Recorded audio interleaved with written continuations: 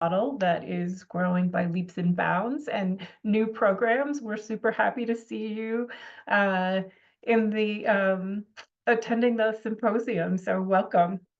Welcome to everyone. We are very glad to be able to offer this 3-day virtual symposium to all home visitors and early interventionists in the state without cost. And I want to thank the Brindle Foundation and Mary Nell Wegner for the generous grant to Firstborn and More that is supporting this work.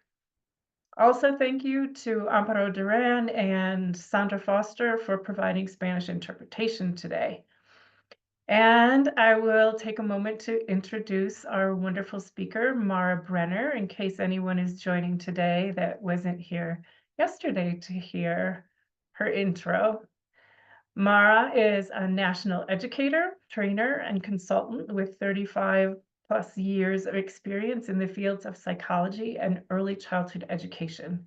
She was trained as a child psychotherapist and has worked in special education, early intervention, therapeutic preschools, and private practice, providing child guidance for parents, early childhood consultation, professional development training, reflective practice supervision, and much more. For the symposium, she will be focusing on understanding helping us actually understand adult behavior in the families that we work with, in our colleagues, and even our own. So welcome, Mara, and thank you so much for being here and being our presenter. Thank you, Maya. It's good to be here. I don't know why I'm surprised people came back day two. I don't know. That Rachel is like being an erotic mess. That thought is an erotic mess. I'm glad that you all are back. Welcome. It's good to be here on day two with you all. And if you are joining us for the first time, I'm glad that you're here. I always want to start off by asking people to do whatever is helpful for you in terms of your learning style. So if taking notes is helpful for you, please feel free to do so. And if that keeps you from taking information in, then don't worry about that. I will ask you to grab some paper and a pen because we will do some reflections at the end. And I just want you to be prepared for that. If you're not taking notes, just make sure you've got that for the end. And I'm going to get us started by getting my PowerPoint up. And Maya, do you see what I see? Yes, okay, great. So we're continuing this conversation about understanding behavior, right? We started it in the fall and we're continuing it this week. Yesterday we talked about relationship-based work, what that really is, and emotional intelligence. And it was really an opportunity for us to spend some time reflecting on ourselves and who we are in relationships with other people and learning some specific skills that would be helpful for us to build our emotional intelligence since we are half of every relationship we're in. Today, we're going to continue the conversation, but understand behavior through the lens of trauma. I said this yesterday, and I will say it again today, and I will say it again tomorrow. Many of you in this room have heard everything that I'm about to say. You could probably be here doing the training yourself. So my invitation to you is to be as open as possible to hear something different, or maybe hear something that resonates with something that's happening right now.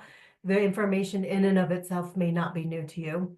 And those of you who the information is new, I'm just going to ask you to pace yourself, because when we talk about trauma, it's a pretty stimulating conversation in terms of our own reactivity to it. So just be careful and take care of yourself. The other thing I want to say is a training about trauma, to do it justice, is at least a full day training. So I want to just be clear, I'm not doing a full day training on trauma so that everybody is prepared.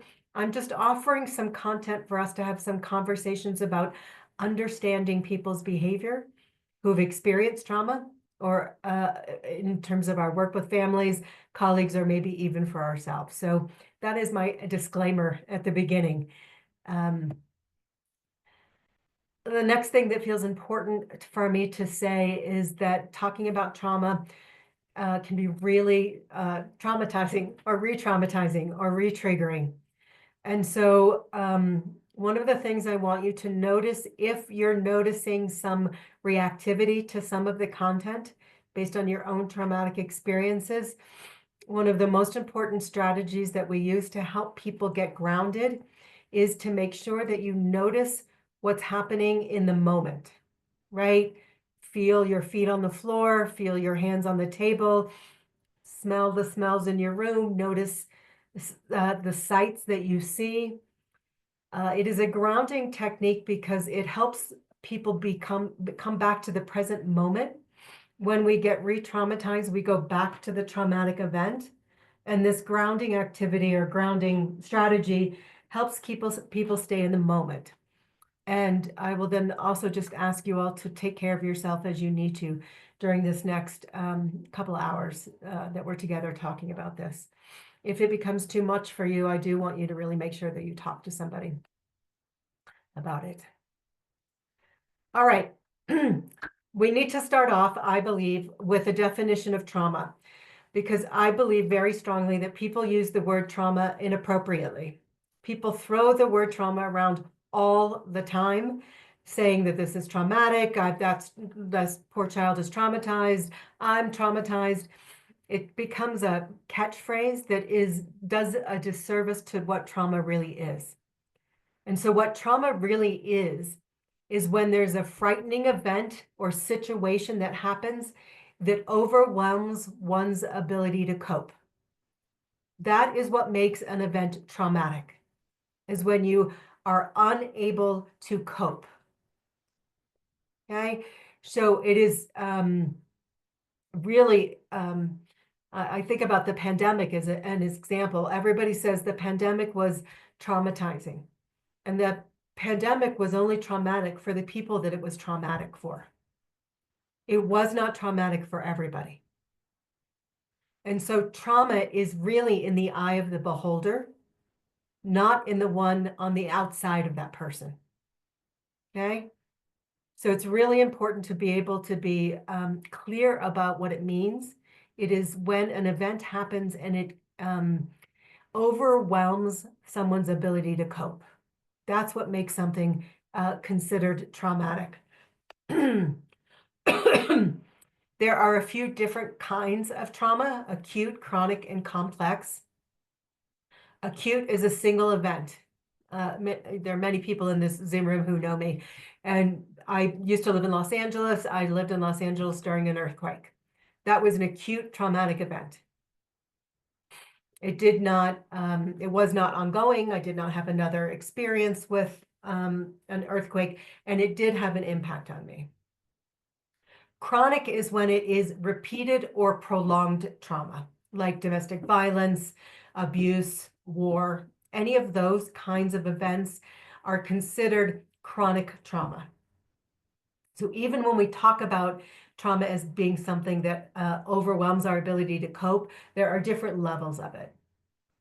And then there's complex. And complex is where usually it is a trauma that occurs in the relationship with a trusted adult, which makes it complicated.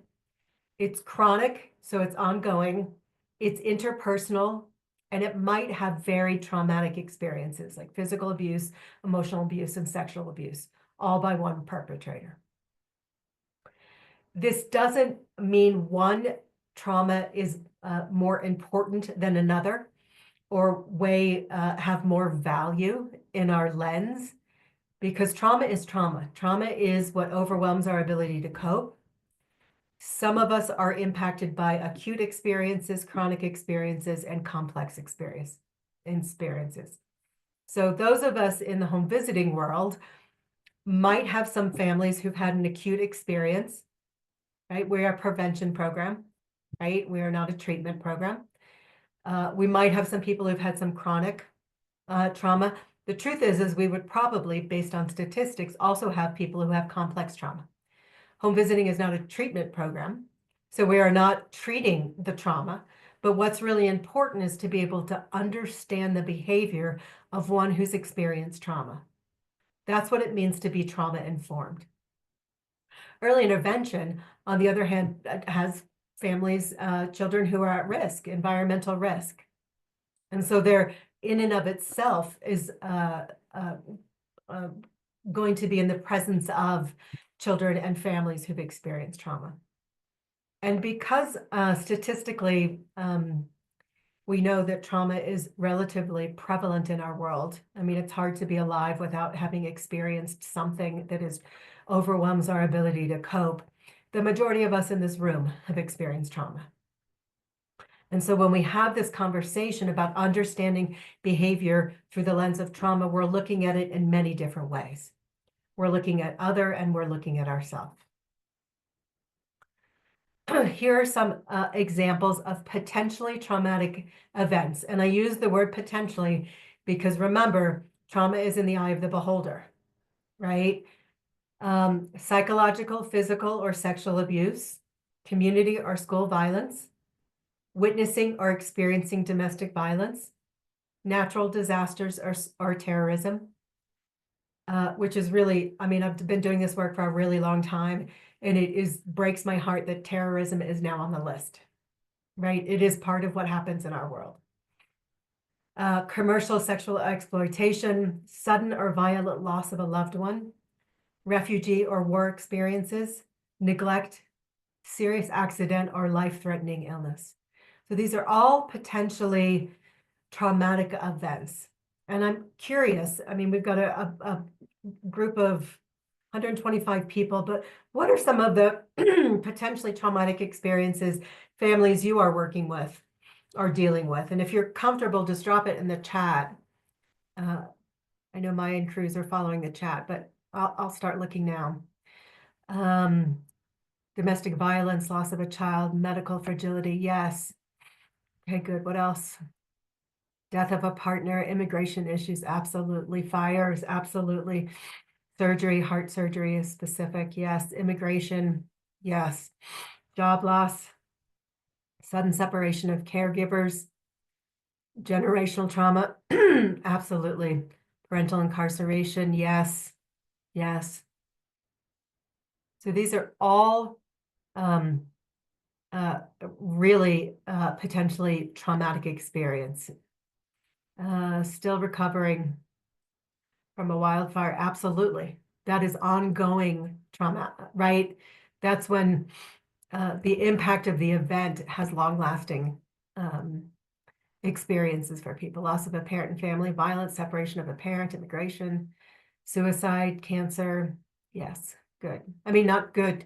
These are not good, but good for the dropping it in the chat. Yeah, homelessness. Yes. Poverty, food insecurity. I'm going to add to that. Yes, good. So there's a lot of potential trauma that's happening in our communities, and we are all living within our communities, right? So when we're talking about, I don't know who wrote still the impact of the fires, many of the people in that community are people who work in that community. So you're working, being of service while you're still dealing with your trauma. So what does trauma do? It literally shapes our beliefs, our worldview, and our identity. It rewires the brain, right? We talk about brains being wired based on relationships and experiences wire our brains. So when we've experienced trauma, it actually shapes our beliefs, our worldview, and our identity. It is pervasive, impactful, life-shaping, and self-perpetuating. And when I say self-perpetuating, I want to be clear, I'm not blaming the victim here. What I am saying is that when we've experienced a certain level of complex trauma, we anticipate relationships to meet what that trauma was. So if we're used to being in relationships where we are hurt, we continue to be in relationships where we are hurt. We call it trauma mastery. Like we keep trying to get out of this cycle, but until the healing is done, we are really recreating it. And I want to be really clear, that is not about blaming the victim. That is an impact of the traumatic experience. And as I said, trauma overwhelms our ability to cope.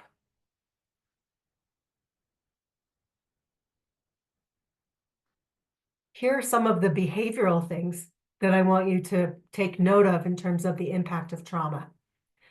It can make someone anxious and withdrawn, difficulty with impulse control, impaired short-term memory, confusion, disorientation, acting out, on edge, daydreaming, impaired concentration and memory, intrusive thoughts, interrupted sleep, executive functioning deficits, right? This is our frontal lobe. Executive function is our organization.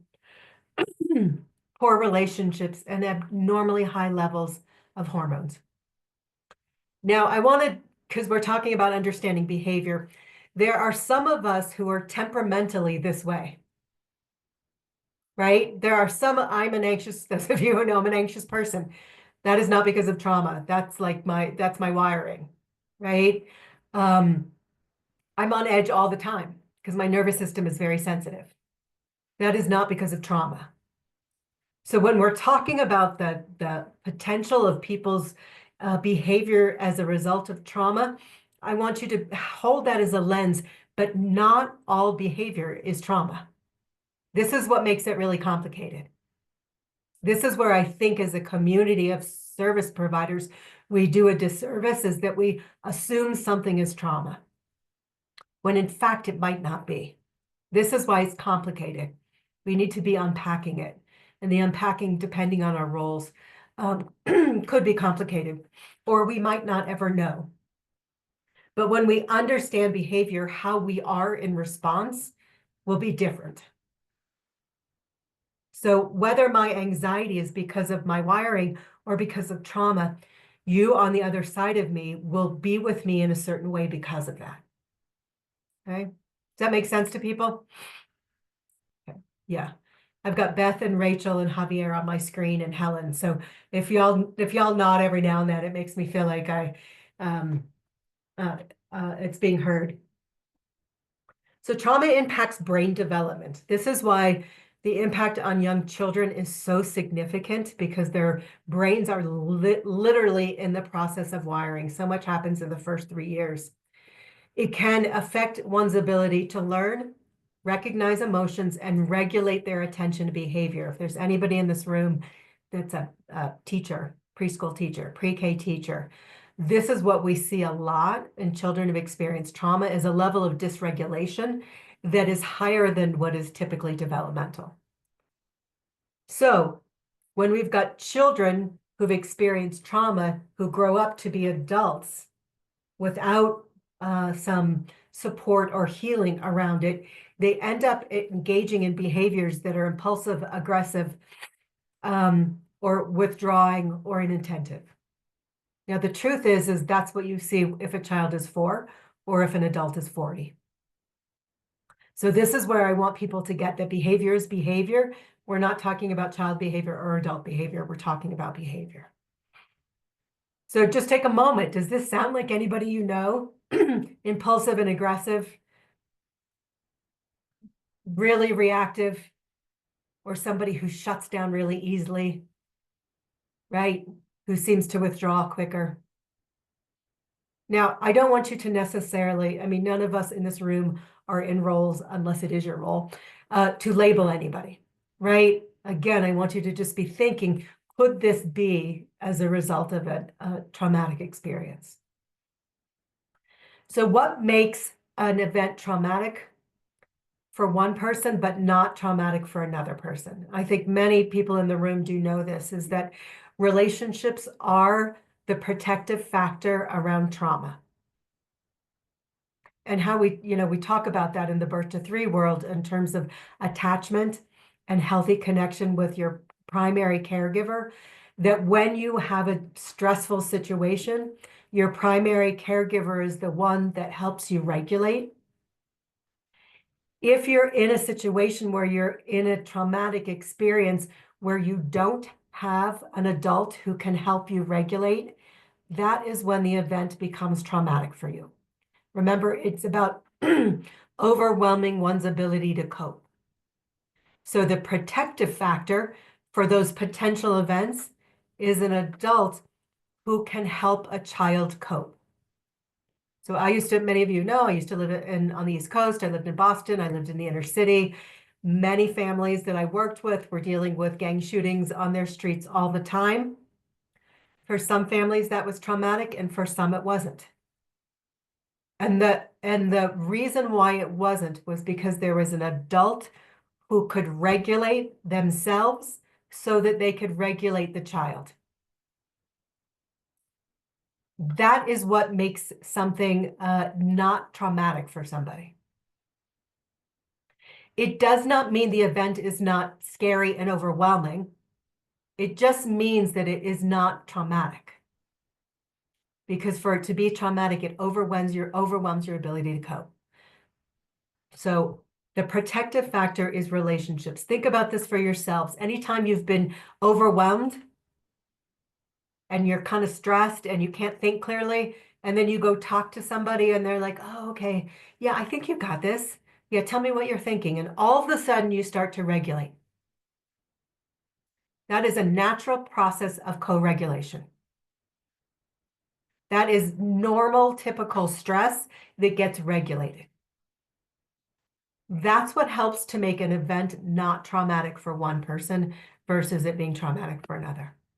The other thing I want to say about this is it's really important to hold that lens in mind that the same experience might not be traumatic for everybody, because people tend to say things like, well, I went through that and I got over it, so they should be able to get over it. And that is such a disservice to the other person. Because just because you got over it doesn't mean they have the same supports or resources that you did to be able to get through it. Well, my parents were abusive to me and I turned out fine. I don't know why they didn't turn out fine, right? Like, it is really not fair, healthy, or kind to compare trauma. Because so in addition to the protective factor, there are some of us who are hardwired with more sensitivity. So we feel things even more intensely. Even a very neutral event can be felt more significantly for some people who have a sensitive nervous system.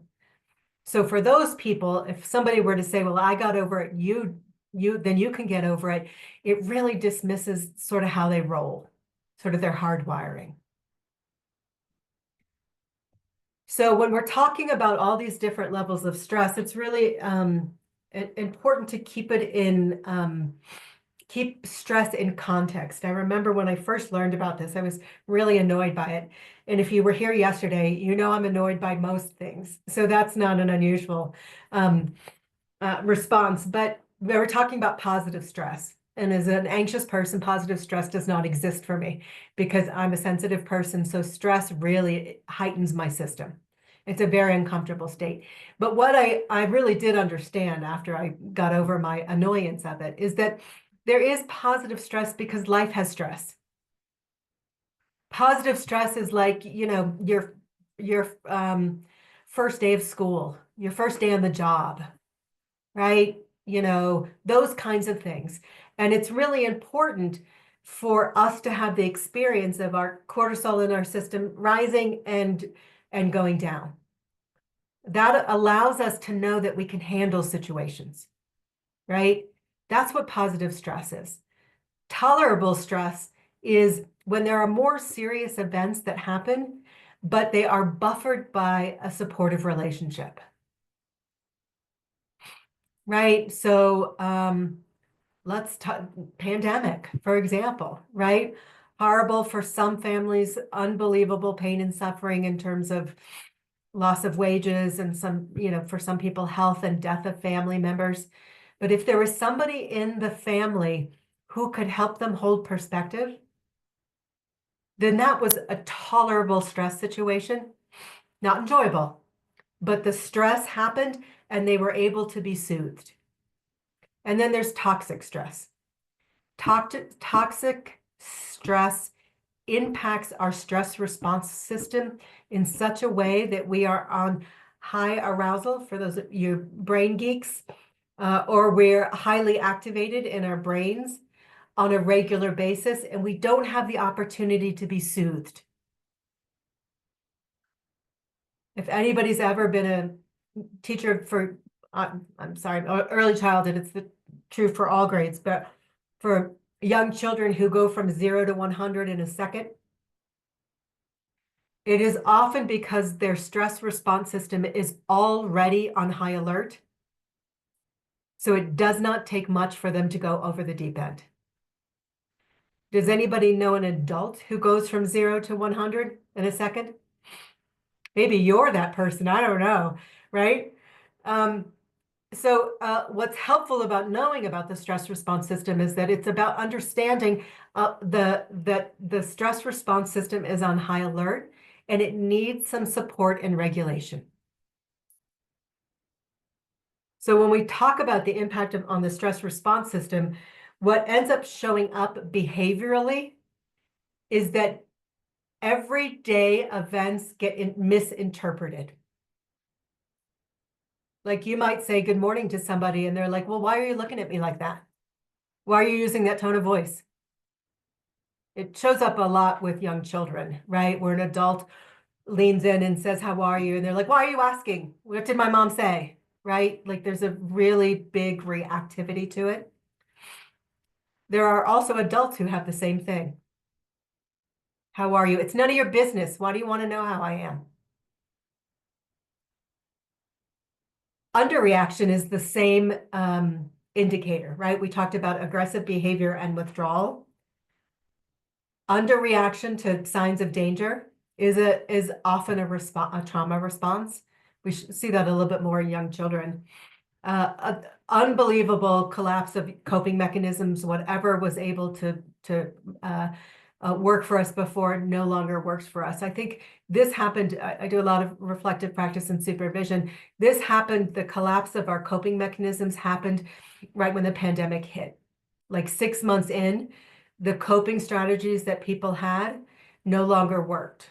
So our stress response system no longer could respond to our typical strategies. Overreaction to routine frustrations. I overreact to routine frustrations on a regular basis. That's my hardwiring, right? And so again, holding the lens of what is temperamentally how somebody is versus this is unusual for who they are. Mistrust in relationships and aggression as an effort at self-protection. I want to say this last one again, because I think it's not uncommon for those of us who do home visiting of any kind, that when we're in families' homes and we are there to offer support, that sometimes families' response to us feels like a really shocking mismatch. Like I'm being really kind and they are being really aggressive in response. And when we're thinking about understanding behavior, we're trying to understand what's underneath the behavior, not the behavior itself. And when you understand that aggression can be a defense to protect oneself, it is not enjoyable to be on the other side of aggression, but you understand it, right? It is a defense mechanism as to protect themselves for whatever reason they might be experiencing this relationship as threatening.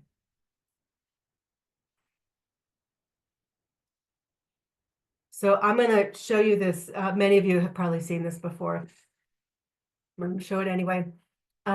This is about how toxic stress impacts development. Cruz, I see you on the screen. Will you just let me know if you can hear the audio?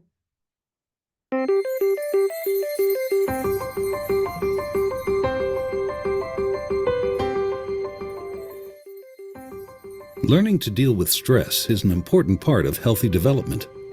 When experiencing stress, the stress response system is activated. The body and brain go on alert. There's an adrenaline rush, increased heart rate, and an increase in stress hormone levels. When the stress is relieved after a short time, or a young child receives support from caring adults, the stress response winds down and the body quickly returns to normal. In severe situations, such as ongoing abuse and neglect, where there is no caring adult to act as a buffer against the stress response stays activated. Even when there is no apparent physical harm, the extended absence of response from adults can activate the stress response system. Constant activation of the stress response overloads developing systems, with serious, lifelong consequences for the child. This is known as toxic stress. Over time, this results in a stress response system set permanently on high alert. In the areas of the brain dedicated to learning and reasoning, the neural connections that comprise brain architecture are weaker and fewer in number. Science shows that the prolonged activation of stress hormones in early childhood can actually reduce neural connections in these important areas of the brain at just the time when they should be growing new ones. Toxic stress can be avoided if we ensure that the environments in which children grow and develop are nurturing, stable, and engaging. This is why we do home visiting, right? We are a prevention program to support the prevention of toxic stress. Yeah, this is why we put so much energy on supporting the parent-child relationship, because it is not just one individual, it is the relationship. So this is really what that particular video was just talking about, and I was mentioning it a little while ago, is that when we are in, this is our stress response system, and what is typical is that when we get overwhelmed, we no longer have access to that prefrontal cortex, our executive functioning. We are more in our brainstem, in our more fight, flight, freeze, reactivity part of our brain. That is how the stress response system works. And healthy stress response system is that we go overwhelmed and we can cope. Overwhelmed, we can cope. When you have experiences that overwhelm you and you cannot cope, and there is not the co-regulating other, you are in high alert all the time. You don't have to say anything. As I'm doing this, I want you to think, do you know anybody like that? Right? Do you know anybody whose stress response system is always on high alert? Are you always on high alert? Do you sometimes misinterpret situations? And I'm naming this not for anybody to blame somebody else or feel bad about themselves. I hope you get that my doing this is about creating some self-awareness.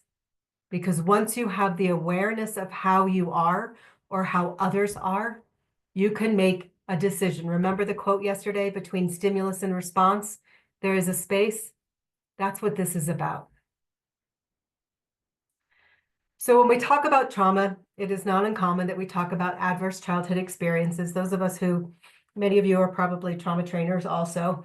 As a trauma trainer, we tend to not talk about ACEs as much anymore, and we talk more about resilience. So I will talk about resilience, but it feels important when we're talking about understanding behavior that at least this gets named. So most of you probably already know this, but the adverse childhood experience study was something that was done through Kaiser Permanente, and they assessed over 17,000 people over 10 years. And they looked at the impact of adverse childhood experiences on health. It was actually a public health study. It wasn't a mental health study. It was a public health study. It's one of the largest studies that was ever done on this particular subject.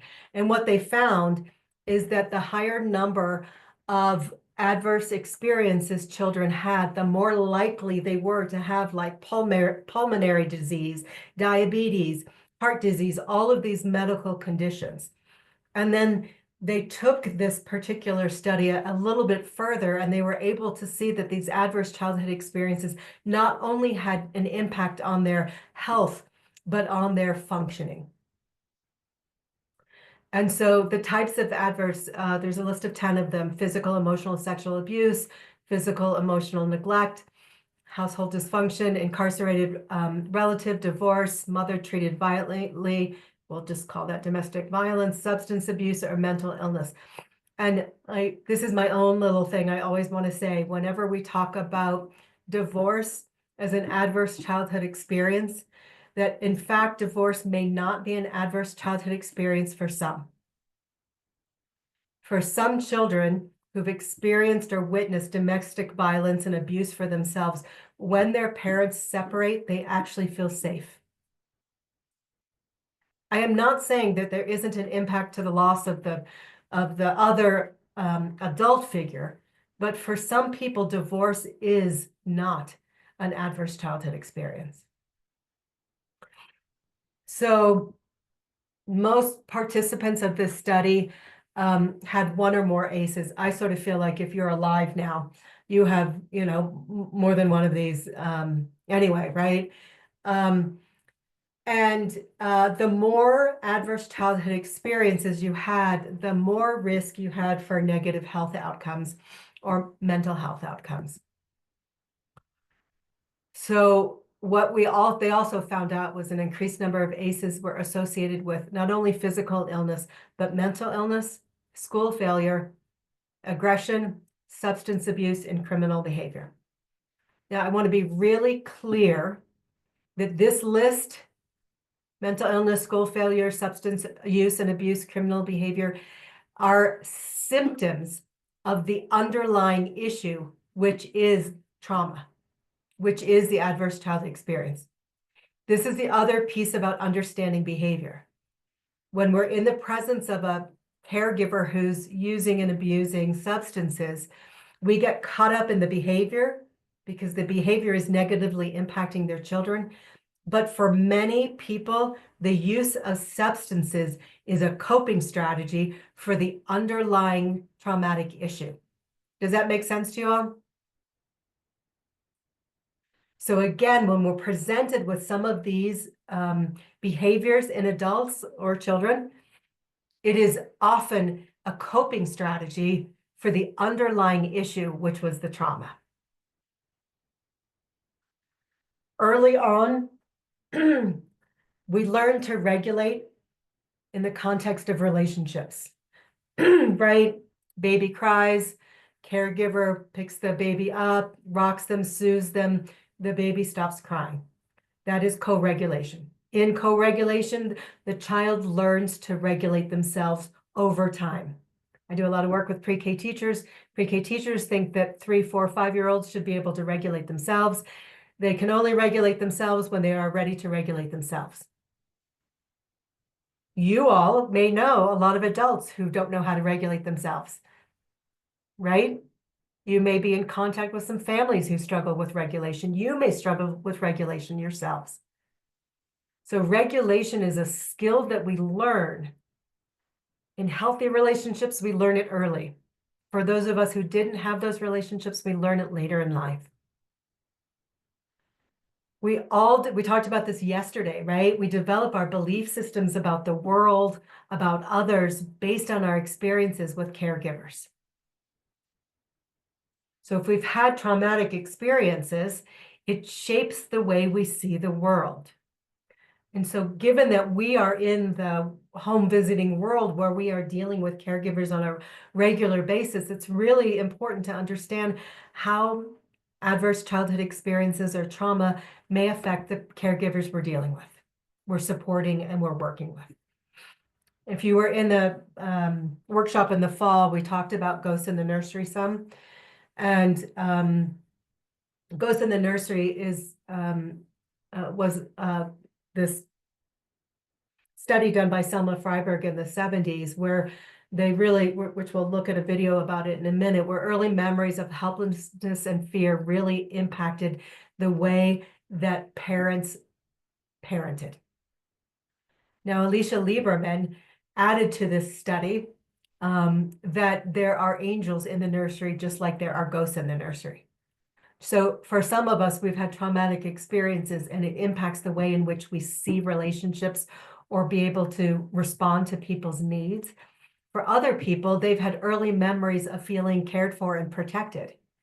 And remembering those moments is what helps them to care for their child. So when we're talking about understanding behavior, it's important to see both sides of this. So I'm going to show this video again on Ghosts in the Nursery. And it's just a few minutes long, so get your water and your tea. And your popcorn. The concept of ghosts in the nursery was developed in 1975 by Selma Freyberg, a psychoanalyst and an early pioneer of infant mental health.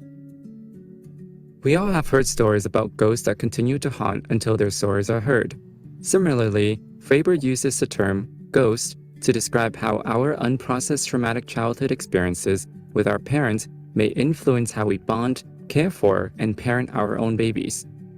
Specifically, Freyberg noted that parents who were neglected, abused, or traumatized as children may unknowingly inflict the same pattern of behaviors on their own.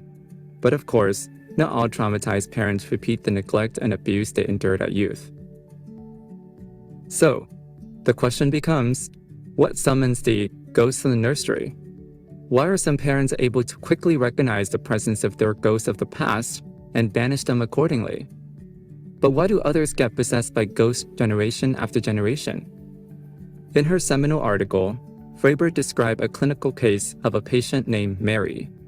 Shortly after Mary was born, her mother suffered postpartum psychosis and attempted suicide.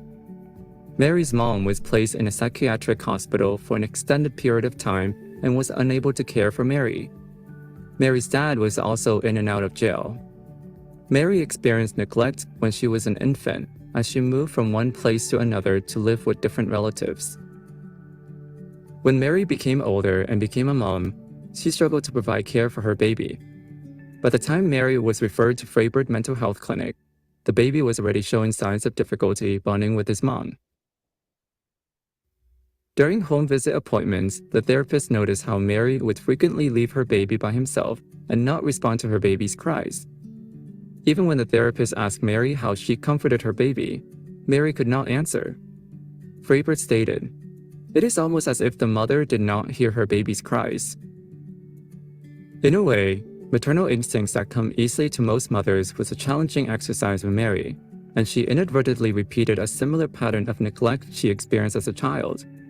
So, what causes Mary to repeat her past with her current child? Freyberg stated that parents recreate their past when they cannot remember or process the emotions associated with their trauma. In Mary's case, although she was able to remember some of the details of her neglect, she was unable to recall how scared and helpless she felt. In other words, we repeat the tragedy we cannot remember. Gradually in therapy, Mary was able to recall these intense negative emotions she felt as a child from neglect. In doing so, she began to see how her current parenting style may not adequately care for her baby. Only then did Mary start taking concrete steps to change her parenting style. Freyberg stated succinctly, "Only when the mother's cries are heard will she hear her child's cries." In essence, Freyberg made an essential implication that our experience in the early years lays the groundwork for how we love, bond, and care for our children. This statement is supported by developmental neuroscience. The human brain reaches 90% of its size within the first 4 years of life. During that crucial time, through our parents' care and attention, our brains begin to lay the foundation for a reward circuitry for relationships and love. In response to receiving love, we learn to appreciate the pleasure of giving love and caring for others. In other words, to give love, we need to know love first. Thus, our parenting instincts were crafted way before we became parents. This critical point of intergenerational transmission of love and trauma embedded in the article Ghosts in the Nursery becomes foundational in understanding infant mental health. The concept further underscores that parents and infants' mental health are inextricably linked to one another. Therefore, if we wish to improve children's mental well-being, we must also understand parents' stories and struggles. Okay, that's good enough for now. Thank you so much for watching. If you found this topic...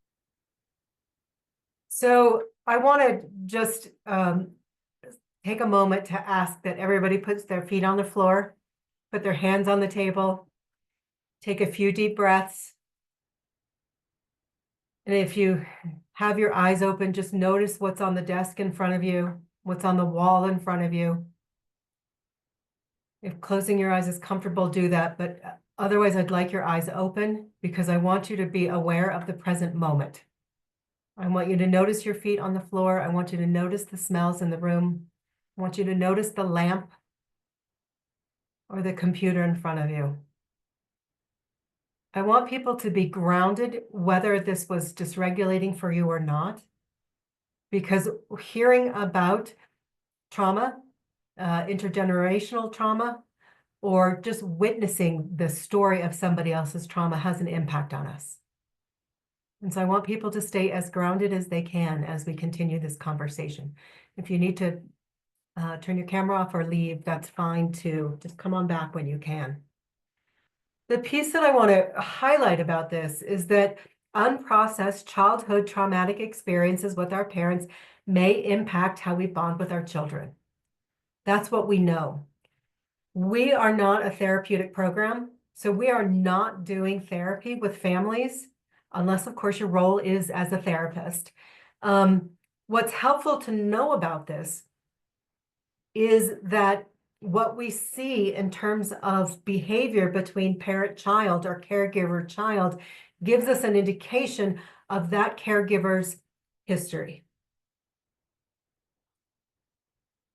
And when you are looking at behavior from a trauma lens, you have some compassion for, I mean, I can imagine being on a home visit with this mom who's not with Mary, who's not responding to her baby. And I might have all these judgments like, pick up your darn baby already. Your baby needs you, right? And like, what's wrong with you? You're not picking up your baby, right? We're shifting that lens to understanding what's going on for this parent that they're missing that cue. Certainly in home visiting, our roles with caregivers is to help them be able to read their baby's cues. And what do you do with a parent who says they're fine, or a caregiver who says they're fine? Right? Do you say, no, they're not? No, I hope not. Right? But how do you build that capacity in that caregiver to be able to understand that as a cue for a need? And if you are an adult who did not get your needs met, not meeting somebody else's needs is not unusual. So it's just part of understanding how some of the caregivers we work with may respond, or how we may respond ourselves, right? When caregivers do not receive loving interactions, the pleasure reward system and mirror neuron systems for you brain geeks, they were not formed. So their interactions with their children are not pleasurable. And we're going into this work with like, we love babies and let's just scoop up babies. And for people who did not have that experience, that system in their brain was not created in a healthy way for them to find this as pleasurable. They actually find it annoying or exhausting. And because of that lack of being able to read those cues, the ability to mirror, empathize, and co-regulate is really impacted. I'm hoping as I'm describing this, you're thinking of some families that you work with, and this is making sense, sort of in an application way.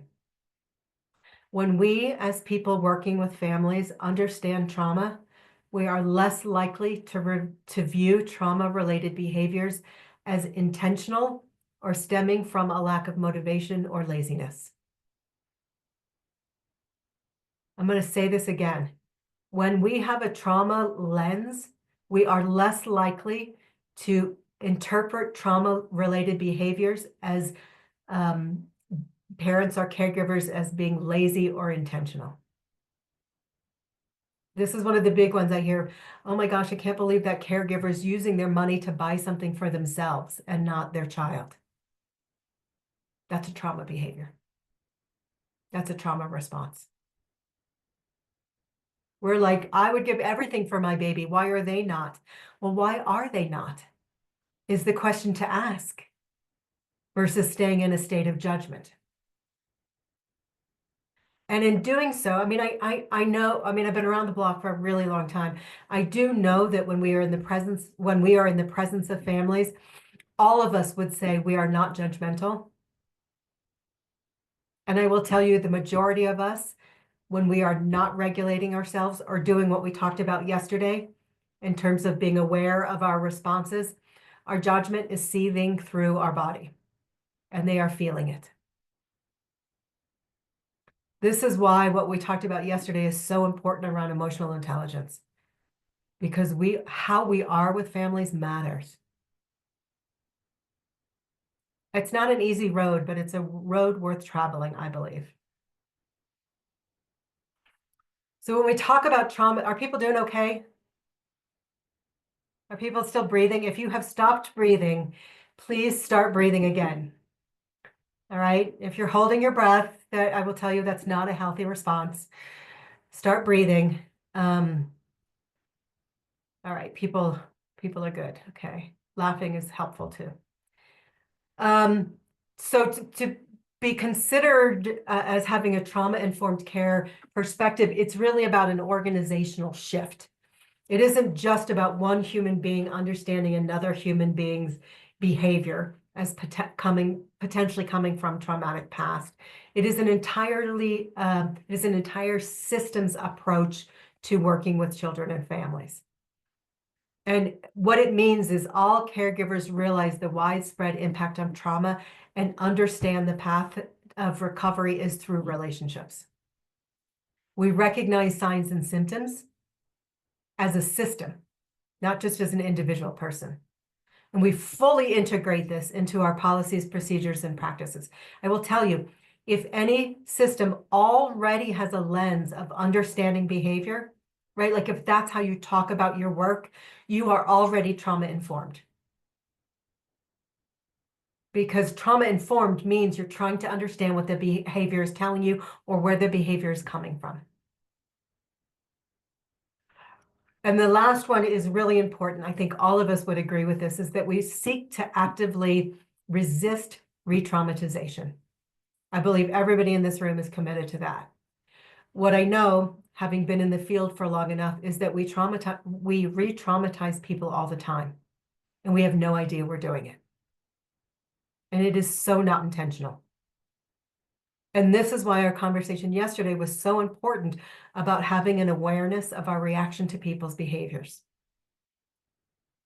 Because if a caregiver does or says something and we're triggered by it, we don't know it, we are snarky in response.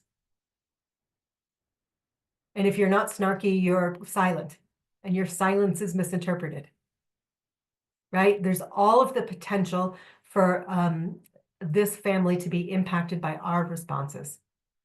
And so all we can do is the best we can. We are not 100% responsible for other people's responses to us.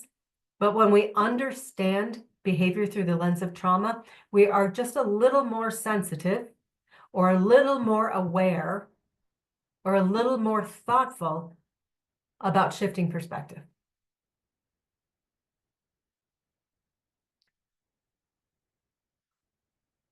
As part of this process that's required for us to, ask ourselves some difficult questions. We used this yesterday just in general about being half full or I was about to say half full or half empty. Remember, it is about the looking at people from a certain lens. The half empty is what's wrong with them, and the half full is what's right with them. For those of you who've done trauma trainings, that's sort of the classic thing we talk about, right? And instead of saying what's wrong with them, we wonder what happened to them. What were their experiences? Now, if this is new to you, you may still say, what's wrong with them? But as soon as you say that, I want you to then have that be your cue to then say what happened to them. I said this yesterday, and I will say it today, and I will say it again tomorrow. This is not about perfection. This is about growth. This is about your awareness of how you respond to it, catching yourself when you do it, and then doing something different. That's called growth. So instead of what's wrong with you, we're really wondering what happened to you. What were your experiences? And the truth is that people who have experienced trauma have amazing strengths. Can you find their strengths as well? Can you find what's working well? I mean, there are many people I've worked with over the years where, based on their experiences, I'm just shocked they get out of bed in the morning. And not only do they get out of bed in the morning, they feed their children and send their children to school. Are their clothes dirty? Yes, but they're up and at school. Are they feeding them the healthiest foods? No, but they're fed. So which is the lens that you focus on? All of the things that they're not doing or the things that they are doing?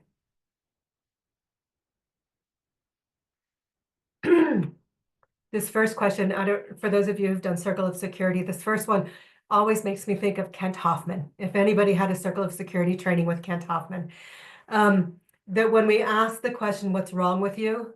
The response from that person is, I can't find my way out of the pain. Doesn't that sound like a Kent Hoffman response? Like, that is so Kent Hoffman to me. And that's what's true, is for when we have that lens of what's wrong with somebody, they are just doing the best they can to survive, and they cannot get out of the pain. And if we ask, what were your experiences? Well, really sending some energy that is much more positive than critical, we are actually a potential relationship for this person who's experienced trauma to experience relationships in a new way. I'm going to remind you all, this is not therapeutic work. We are talking about the work you can do as a home visitor and as a person in early intervention. So how might we unintentionally cause re-traumatization? What's very hurtful is any interaction that is humiliating, harsh, impersonal, disrespectful, critical, demanding, and judgmental. Now, I have no doubt there's like 130 people in this room, 135 people. You're all going to say, I am never humiliating and never disrespectful and never judgmental or demanding. And I want you to ask yourself that question again and again and again. And I want you to go through your caseload and say, have I ever said anything that was slightly harsh?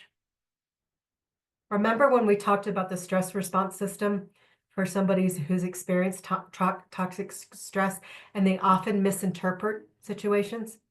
So your slightest bit of harshness is potentially perceived as critical. Again, all you can do is the best you can, but I just want people on their toes. I want you all a neurotic mess around this, remember? And what are interactions that are helpful is that any interaction where you can actually express kindness, patience is the biggest one, reassurance, and acceptance. Acceptance is one of those really challenging words for people. I think acceptance means that you're okay with how things are. Acceptance just means this is what's happening right now. I'm just accepting this, right? My job may be to support some change, but if you're wanting things to be different than they are, then you are not accepting what they are. You have to first be able to accept that this is what's happening. The other thing that can cause harm is regarding a person's issues their symptoms of mental health or substance use or medical problem as the issue. What helps is understanding that those are symptoms of, those are coping mechanisms for trauma.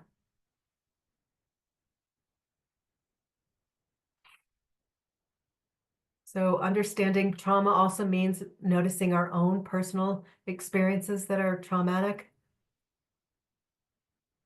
or the stress that comes with working in our field. When you are in the presence of other people's pain and suffering, it has an impact on you. When you don't acknowledge your own pain and suffering, what I know is it seeps out. And so the work, I said this yesterday, is wherever you are is where the work is. If you're noticing like, oh my gosh, I didn't realize I had trauma, then so what do you want to do with that? If you're like, wow, I've been dealing with my trauma for 20 years and I see it's still there, well, what do you want to do with that?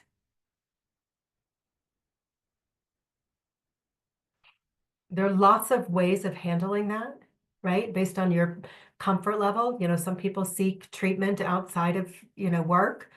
Some people use their supervisor to get some support around how to be with a certain family because they're triggered by their trauma. And a really good reflective supervisor would say, and where are you going to attend to your own trauma?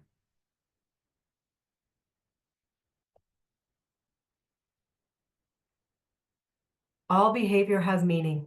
All behavior has purpose. It doesn't just happen for no reason at all. The question to ask yourself when you're in the presence of a visit with a family is, what purpose does this behavior serve them? You may ask that same question of the people you work with. If you're a supervisor, you may ask that about your staff. What purpose does that behavior serve that person? And if you're contemplating this for yourself, ask yourself the same question. What purpose does this serve? And I would say 9 times out of 10, it's about protection. It's protecting something vulnerable.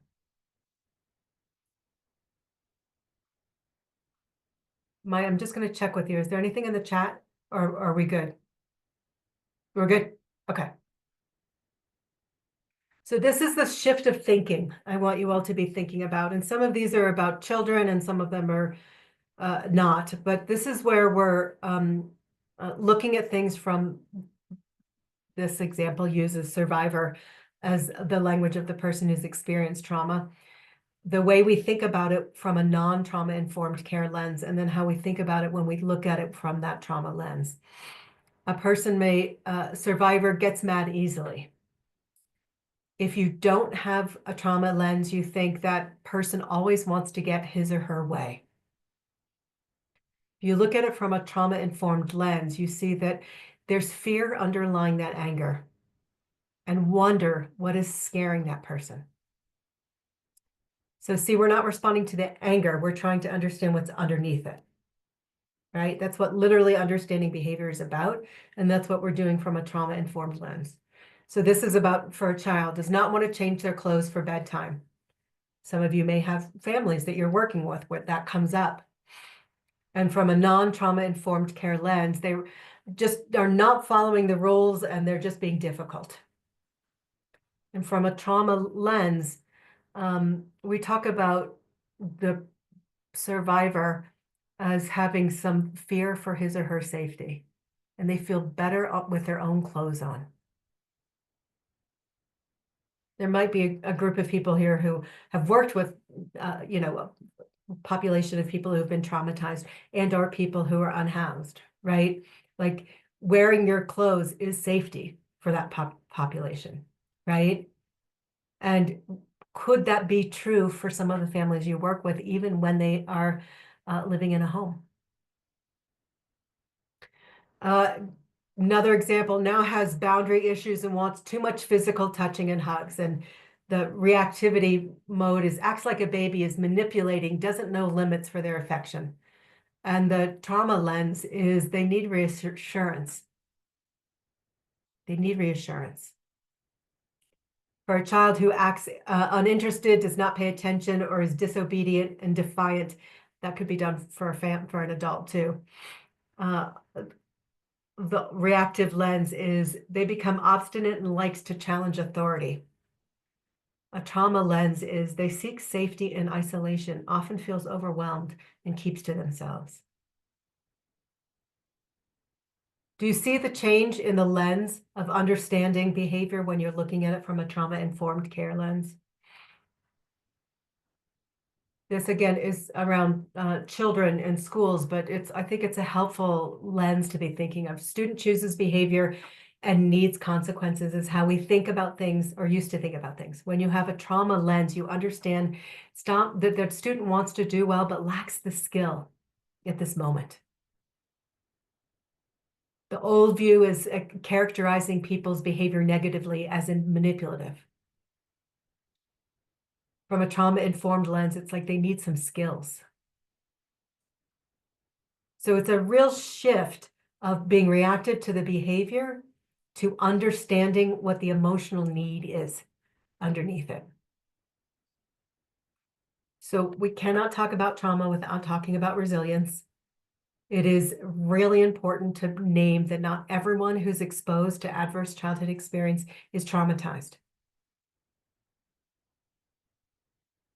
And what resilience is that you recover from or adjust to misfortune or change, and you have an ability to bounce back.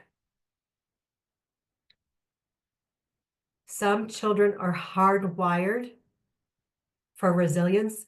Some children experience resilience because there's that one person who is their protective factor. If you talk to a lot of adults who've experienced trauma, they will say somebody at school was their trusted adult, their protective factor. I want you to think about this from the lens of children and adults. Could you potentially be the protective factor for the caregiver that you're working with? I want to remind you, you're not doing clinical work, but you have a potential, your relationship has the potential to make change. Our brains are plastic. They change based on experiences and relationships. And we learn about the world based on those experiences. So with nurturing and responsive relationships, caregivers can start to experience the world differently. I mean, the truth is, I mean, sometimes, well, you all know I'm a glass half empty person. I'm surprised not everybody is like, you know, a wreck all the time. I mean, life is hard, right? People have had really hard things. I'm surprised people get out of bed. But the truth is we do. There's a level of resilience that we have. And there are people in our lives that keep us going. So a trauma-informed practice means we are shifting our thinking and what we do. We understand how trauma impacts individuals, which means we're looking at ourselves and to others. And we do everything we can to be aware of what we say and do so we don't re-traumatize. So this is what you do. You provide as many positive experiences or neutral experiences as possible. That's the what do you do.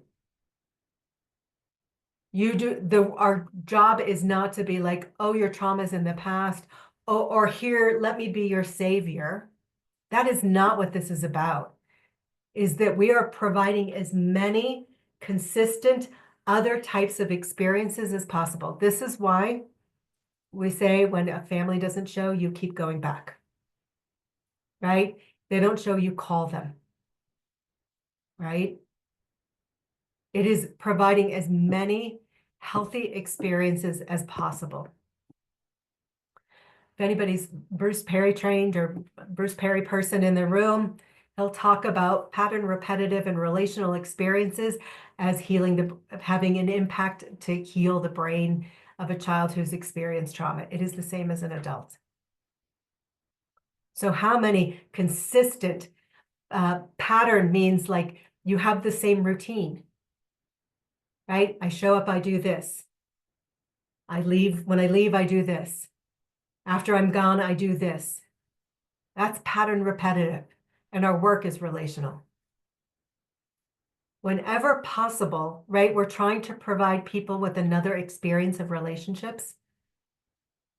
How can you be light? Can you be playful? And I don't mean to be dismissive. I just mean, can you provide some lightness? And of course, coming into this with a level of curiosity and empathy. And when we do this kind of work, when we'll talk more about this tomorrow, working in the presence of trauma impacts us. Actually, the signs of secondary trauma are almost exactly the same signs as trauma. So notice what's going on for you when you have too many families back to back who are really struggling. What can you do in your schedule to make that not be so intense for you? And what do you do to take care of yourself?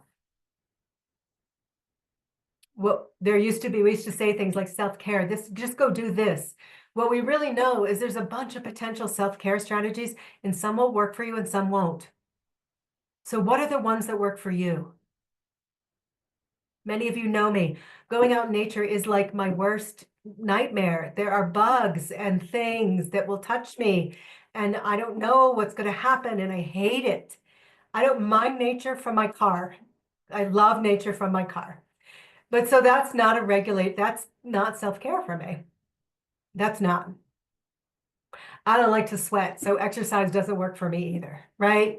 So it's like, what is the one that is for you? Laura Lipsky talks about these as self-care strategies. Gratitude. Connection is what I do. When I'm stressed, I talk to somebody.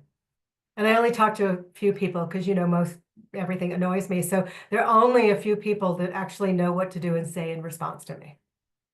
I have trained them well. Laughter is my second one. Laughter moves energy. It does not make everything okay. It just gives your nervous system a break from the intensity. Animals, petting animals. And here it is again, pattern, repetitive, and relational. Bruce Perry shows up in the oddest places, right? So here are some things I want you to keep in mind, all right? So this is adapted from Dan Hughes. It's an assumption for parenting and treating traumatized attachment-resistant children. But I want you to hold this lens from home visiting, early intervention world, working with families who've experienced trauma. 1, they are doing the best they can. It may not look like it, but they are doing the best they can. I want you to be able to say that to yourself too. They are doing the best. You are doing the best you can. And to your colleague. I want to keep going from the lens of family members, traumatized family members. They want to improve. Their life as it is now is a living hell. I'm not saying everybody's life is a living hell, but those whose lives are a living hell, it is a living hell for them. They try to be safe by controlling everything in their environment. That is a defense for safety. Control is a defense for safety. They try to be safe by avoiding everything that is stressful and painful. I do that also. I'm not a fan of things that are stressful or painful. 6, their attacks reflect a fear of your motives for the nurturing and support you provide. For many people who've experienced trauma, they're used to people coming into their homes and being judgmental of them. And so they may feel mistrustful of you, and it shows up in attacks. 7, poor affect regulation, fragmented thinking, pervasive sense of shame, inability to trust, and lack of behavioral controls inhibit them from being able to have the relationship they desire. So if anybody's working with families who are experiencing some domestic violence or there's some abuse in their relationship, their history is impacting them and they want it to be better. They don't know how to do it yet. For them to change, they will need you to accept, comfort, and teach them. You'll need to validate their sense of self while teaching them important skills. You'll need to understand their developmental stage and adjust your expectations to match. Just because they are an adult does not mean that that is where they are developmentally. We seem to understand that better with young children and less so with adults. But if your caregiver is not getting it, then how do you say it differently so that they can? Understand stressful emotional conditions, that under stressful conditions, they're going to regress. That's a true human thing. And for people who've experienced trauma, it just shows up on steroids. They're going to have to work hard to learn how to live well. You cannot do the work for them. I'm going to say this again to a group of service people. You cannot do the work for them, nor can you save them. Remember the Maya Angelou quote I did yesterday, is that people might not remember what you did or what you said, but they will always remember how you made them feel. That's what you can do, is that you can help them feel like they matter in that moment. And that's what they'll remember about you. They might not be able to do what you want them to do with their child, or might not be able to parent any differently, but your care will change how they are. And you're going to need to get some support and consultation, because this is hard work. This is really hard work. This is from Bruce's, the boy who was raised as a dog. Ultimately, what determines how children survive trauma physically, emotionally, or psychologically is whether the people around them, particularly the adults they should be able to trust and rely upon, stand by them with love, support, and encouragement. The same applies for adults. That is what our work is. All right, I've got a few reflections for you all. So if you don't have your paper with you, grab your paper and your pen. And then there are 3 separate reflections. And so I'll pose one and give you a few minutes, and then I'll pose the second one and give you a few minutes, and then pose the third one. So think about a few caregivers you work with who present as challenging. With this new lens of trauma-informed awareness, how can you make sense of their behavior? And how will you be different with them as a result of this knowledge? This is the application part of the content we just went over. So think about a family that you work with. And if you are not working directly with families, then you can think about a family you used to work with. Those ones who present as challenging. And I only say challenging because sometimes people who've experienced trauma present with challenging behavior. So how can you make sense of them differently now? And how will you be different with them?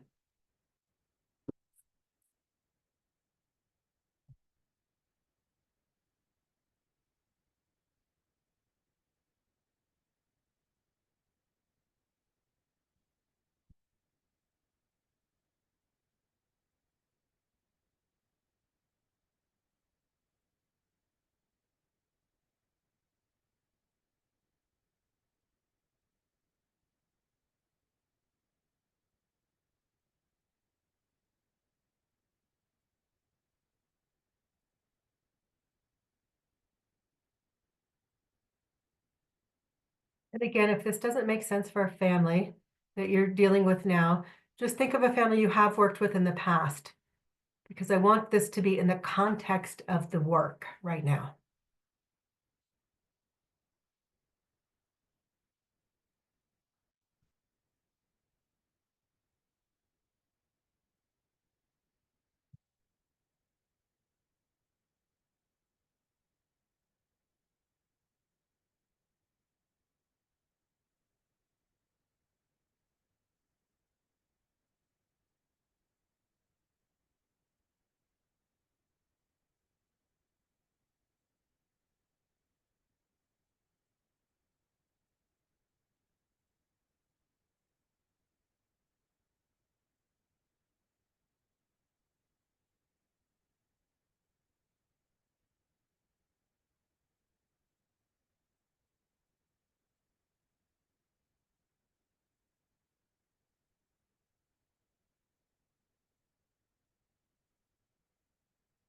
All right, I'm going to bring up the next reflection. And if you're still working on this one, that's fine. You can stay on this one, but I want to make sure that all of them get covered. So the next reflection is, think about a colleague you work with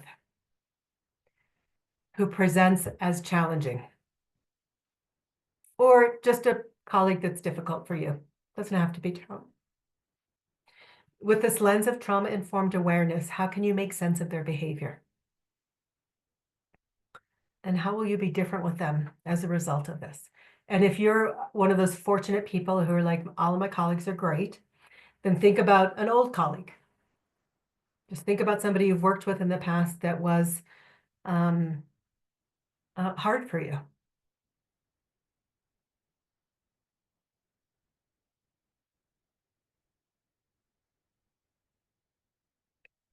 How do you make sense of their behavior through a trauma-informed lens?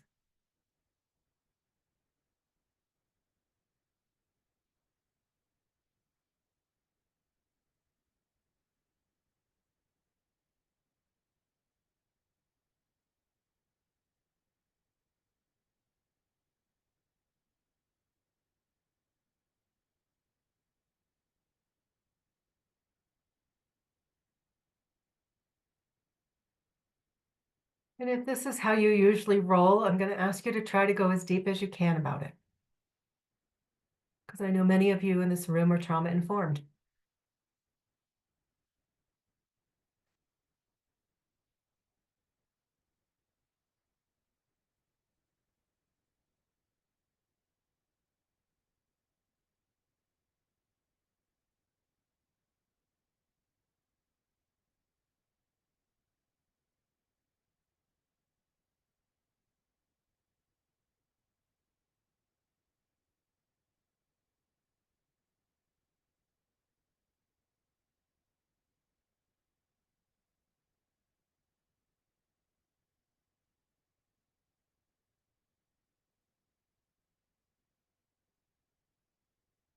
I'm watching people's heads, people thinking, and then their head goes down, they're writing. Takes a while to contemplate it too, before you get to it.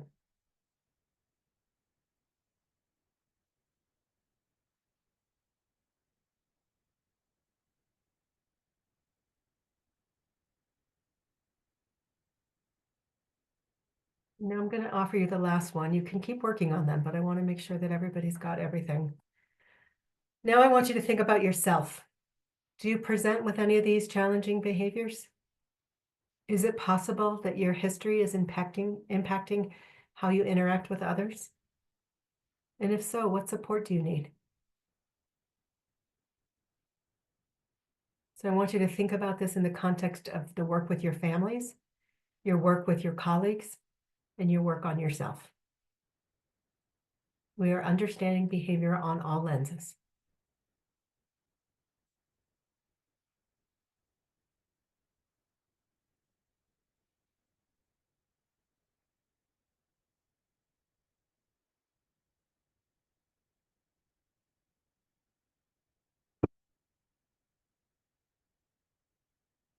And maybe for those of you who are very trauma informed and working on your own trauma, this last one is irrelevant. And for some of you, this may be overwhelming. And so wherever you are with it is totally fine. And if it's too much, it's fine. Don't worry about it. Just want to offer you something to contemplate. And if this isn't the right time to contemplate it, that's okay.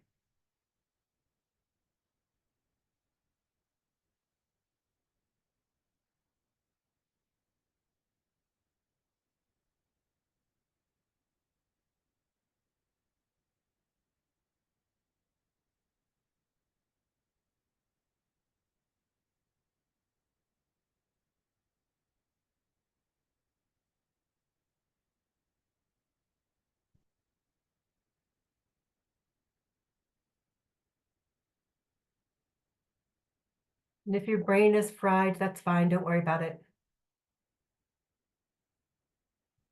You can look at these questions another time if that feels better to you. Brains are shaped by experiences, both positive and negative.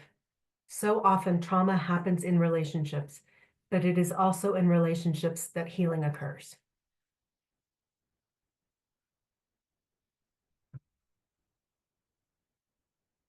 Questions, comments, thoughts?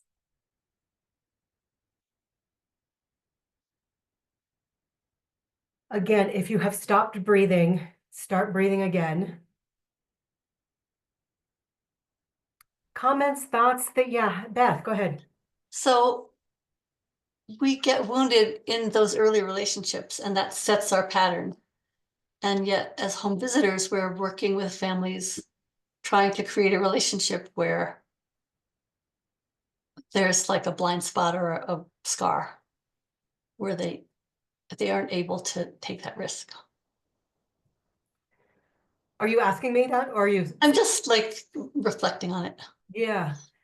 Well, I think we come, right? We come to this relationship with our home visitors with our pain, right? Mhm. And as a home visitor, we have the potential to be the person that provides them, I don't mean amazing healing, but another potential experience that is different than the past. And what we need to do, you're absolutely right, Beth, is we need to navigate the behavior they're presenting to us.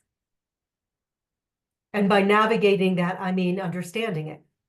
Mhm. I am not saying that we as home visitors should be abused and yelled at and all. That's not what I'm talking about, right? I'm talking about understanding that this person's defense is a protection.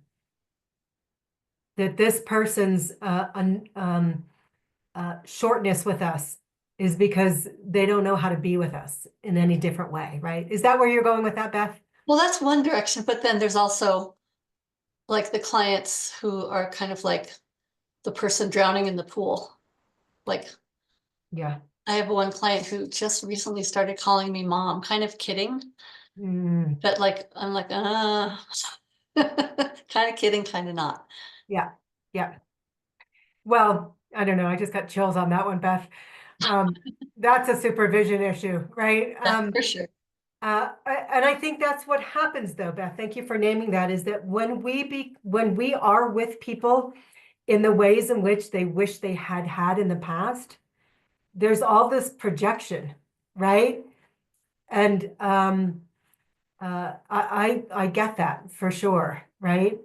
And our work is not to correct her, right? Our work Right. is to just take it as a projection, make sure our boundaries are intact, and realize that what you're doing is working. And to be fair for her, she's had kids over a long span. So I've been working with her for like 11 years. So it's a Yeah. very long standing relationship. And so in some ways it is motherly, right? When you've had that long. Yeah. Yeah. It's tricky. It is. It is. Yeah, she's lucky to have you, Beth. Yeah. I'm going to look in the chat real quick, and then people are welcome to unmute and jump in. I'm curious how this fits for people, how it sits, right? Stacy. Hi, Stacy. Thank you again for all this information. I'll be back again tomorrow. Good. Anastasia says, it's nice to think that the fun moments created in early intervention visits are helping those challenging families, even if they feel like they're not using our strategies, how we may think they need to do. So I think it's even harder in early intervention, right? Because you're really trying to teach a skill, right? Like you're really working on coaching the parent to be able to support this child's development. So when they're not doing what you're giving them, it can feel like I'm not doing my job, when in fact the relationship is having an impact. Yeah, good. This information is very valuable. We're able to keep the recording. Are we able to keep the recording? I think Maya will put it up on the. Yep, if you scroll down just a little bit more, I responded to that. We will have the recordings up by next week on our YouTube channel, and we'll send out an email with all of the links to everyone who registered. So you will have access to that once we get them uploaded. Good, thank you, Maya. Rachel says, I love the what happened to you thought, because it will support us in getting to the root of understanding as to why there are behaviors, what steps we can take, can be taken forward. Absolutely. I do want to just say really, just clearly, we're not asking them that question. We're not literally saying to them, what happened to you? We're curious about that in our own heads. The truth is, from my experience, and maybe you all have something similar, is that for many people I've worked with, I have no idea what their trauma was. I have no idea. And I have not earned the right to know the story for most of them. And then there's some families who will tell me their experiences on the first visit, right? And so this trauma-informed lens is just helping us in our own heads be able to drop into our hearts about it, right? Yeah. I know that's what you meant, Rachel. It was just an opportunity for me to say that. Um, good. Thank you, Christy. Only when the mother's cries are heard will she hear her baby cry. Don't you love that one? Yes. Yes. The sentence from one of the videos just emphasize, yeah, it's Selma Freiberg's from Selma Freiberg's work. Yeah. Beautiful. Is there any way we can get a recording of the symposium yesterday? Yep. That's answered. Thank you so much. What Happened to You book, Bruce Perry and Oprah Winfrey. Yes, that's another good resource. Really good one. This is a very emotional session, was unexpected. I'll have a lot of things to think about when interacting with families. Absolutely. Thank you for your honesty, Vanessa. I used to say, I trained for a living. My goal was to make at least one person cry in every training I did, which is really not very nice. But what I think is when people are crying, that means it touched them. And so that's where I go with that. And I'm sorry if that created a significant discomfort for you. And this is content that is heartworthy. And so,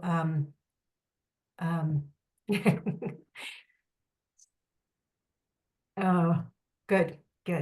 Okay, what about others? Helpful? How might you use this? Helpful reminder, you already knew this. For those of you who've been around the block, was there anything that you heard differently this time or might just be helpful in this particular moment?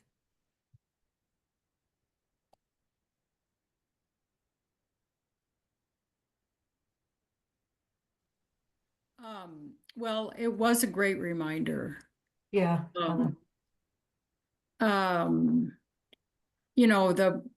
the part about thinking we're not judgmental or not wanting to be, but how it seeps out of us. And, there are times when I get alarmed is too strong, but kind of like, hey, this isn't good for this baby, Mhm.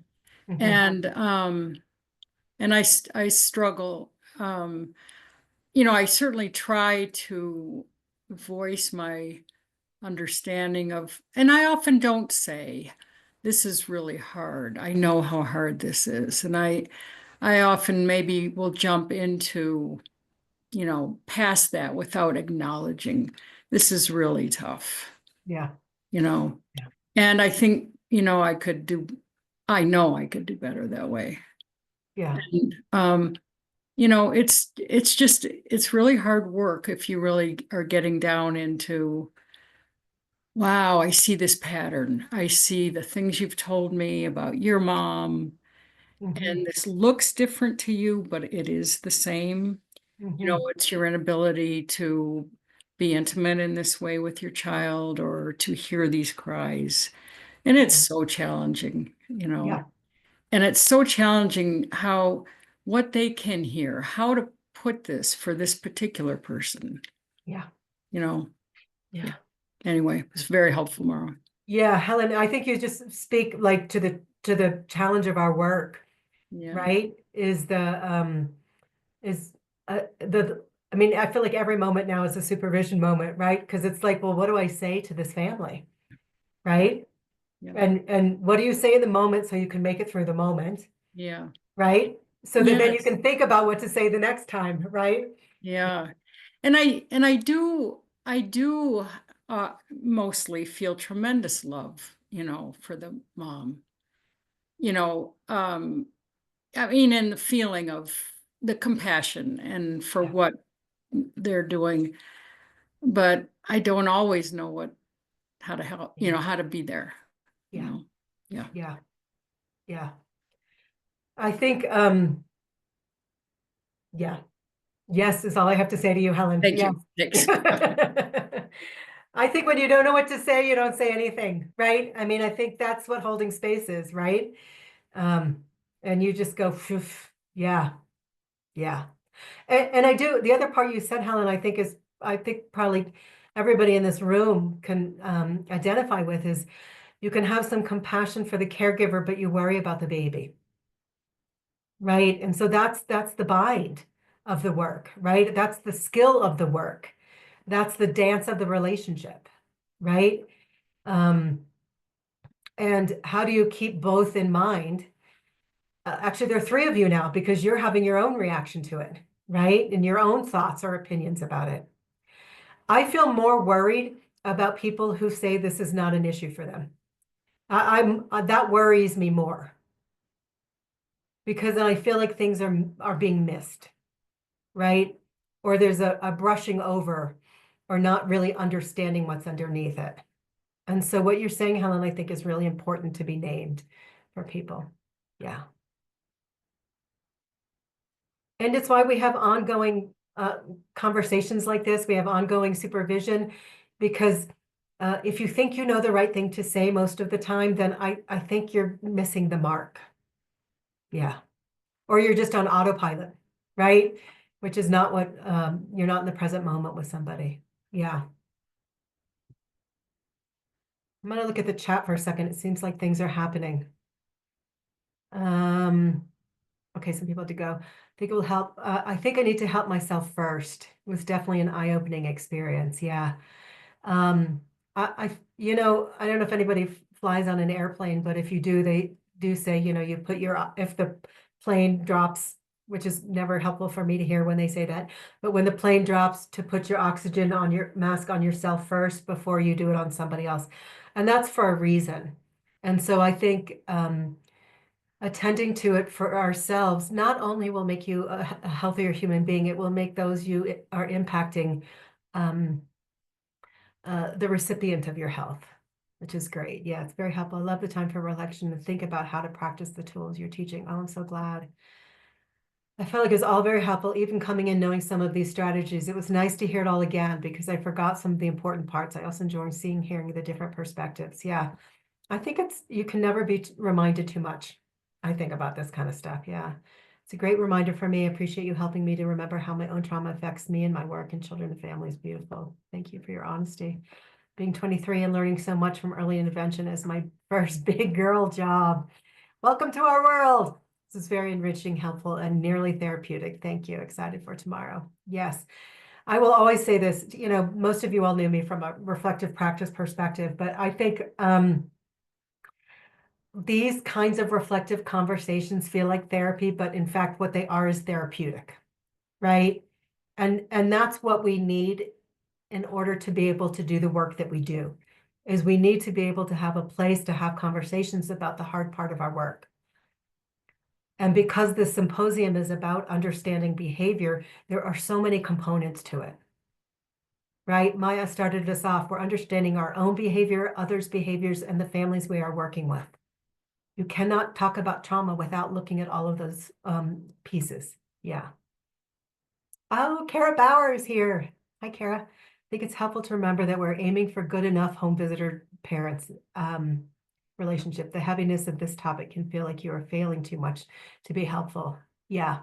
Thank you for naming that, right? It's just about doing the best you can and continuing to have some awareness about it, right? Absolutely.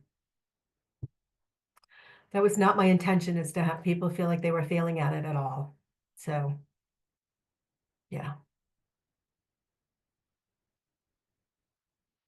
Other thoughts?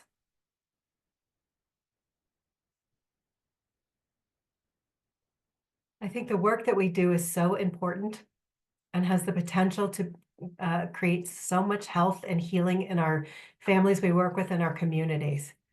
And I appreciate you all willing to go on this ride with me.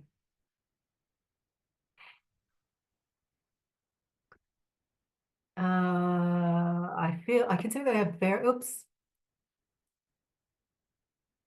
So I have very good relationships with almost all the families that I serve and visit, and I dare say that on many occasions I've been able to be the Band-Aid that helps heal beautiful, and even a little wound that can carry with them, and I feel fortunate. In addition, many mothers call us their children's teachers. I also have many moms who need the visits to be more for themselves than for their children. I think that's not uncommon. Yeah. Others may even seem funny because they think they are family judges. Others expect us to give them our opinion. I know that's always a bind about their relationships with their partners. It's complicated, but at the same time, interesting and satisfying when we can contribute our grain of sand. Absolutely. Well said. Well said. Yeah. I love visiting our families, but the paperwork is overwhelming and that takes time away from my reflection and rest time. Yeah, that's true. Yeah. My hope is that you learn something new and that you feel good about what you're doing also. And for some of you, this may be brand new and you're like, wow, I didn't know that I was actually doing that well already. And for some of you, you're like, oh, wow, that was the first time I ever thought about that. And awareness is key to understanding behavior. And so if eyes were opened, I'm thrilled. Yeah. Any other comments?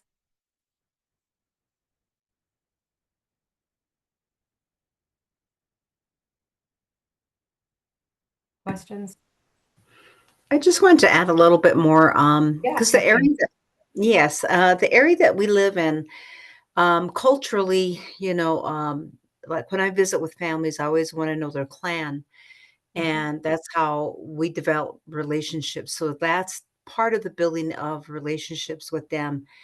And then, so this kind of helped me to reflect also, and I think I learned really early on, because I've done home visiting through another program, not just through Avenues, but through New Mexico School for the Deaf. Mm, And our focus was always just the hearing part, and but the aspect of like overall child development and even the families, I encountered quite a bit. But it helped me to just remember, my own judgments and not reflecting it on people. And mm, then also, I've just learned to be a sounding board for them, and I would just repeat, "This is what you're feeling. This is what you're mhm, thinking." mhm. And I think that that's really helped me over the years. And at the same time, it just helped me just to remember that, people have really complicated lives, Yeah. and we can't undo most of it, but we can help them by just helping them to connect with their children, maybe unlike what, happened to them. And then I Mm, was thinking even too, like, one other family I was thinking about, they had to do with, generational trauma, mhm, and and thinking about that and how that impacted everybody. So I'm always apologizing to my own kids, my own mm. children, Yep. with all the mistakes that I made with Mhm. them. And Yeah. so that kind of helps me to see, and walk in somebody else's shoes too. Yes. Yeah, when we know better, we do better, right? That's yeah. Thank you for that. Yeah. I mean, there's so many ways to build connection, and I think what you said is really important. We can't undo what's happened in the past. That's as much as we wish we could, we can't. Um, and how we are with people, uh, provides a new potential relationship for them, right? They can experience something differently. Yeah. It's heavy work, heavy work.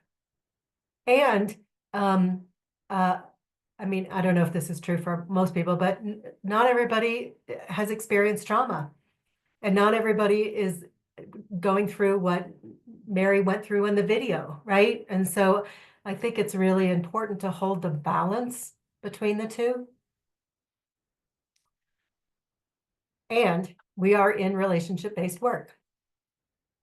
And so that means we take care of our own business so that we can be the co-regulated other. As Kara says, as often as possible, good enough. Yeah. It's not about perfection, it's about growth.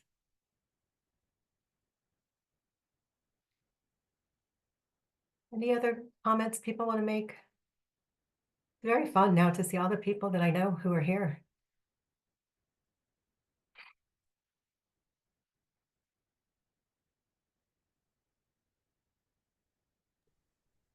Well, on that note that Mara just said about that it's really about growth, I just want to remind people and anyone who wasn't here yesterday that we will be offering 3 follow-up sessions. So tomorrow will be another full session of Mara focusing on a little bit more on how we take care of ourselves in these circumstances. And then on Tuesday, March 18th, Tuesday, April 1st, and Tuesday, April 8th from 11 to 12. I'll put that in the chat and you'll get an email about that too. We will offer 3 more Zoom sessions that won't have a format to them, but Mara and I will be here, and you can bring your questions, your experiences, trying these things out. Doesn't matter whether you are an experienced trauma-informed home visitor or someone who's newer to it. If you'd like some feedback and some follow-up and some support from Mara, that'll be a place where you can do that.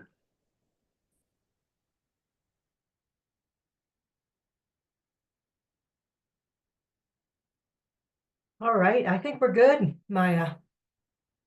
I think we are too. Thank you, everybody, for coming today. Yes, thank you. What an amazing conversation. Thank you so much, Mara, for sharing all of your wisdom and knowledge. We can hear it over and over again as we integrate it into our beings. And I hope everybody will join us again at 11 o'clock tomorrow. Same link, same link. We will see you then. Thank you. Bye, everybody. Good to see you.